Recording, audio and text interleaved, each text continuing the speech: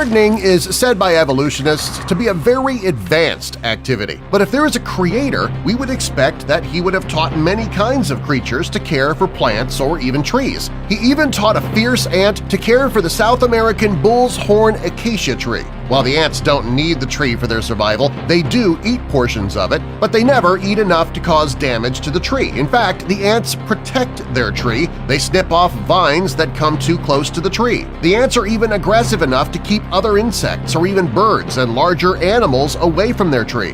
Researchers have removed the ants from some of these trees. Within 2 to 15 months, the tree is dead. How could two so very different kinds of life develop such a close relationship? This results in a great mystery for evolution. Without ants, you couldn't evolve the tree, and without the tree, the ants couldn't learn to care for it. Both were created fully formed, and the creator taught the ants how to care for the tree.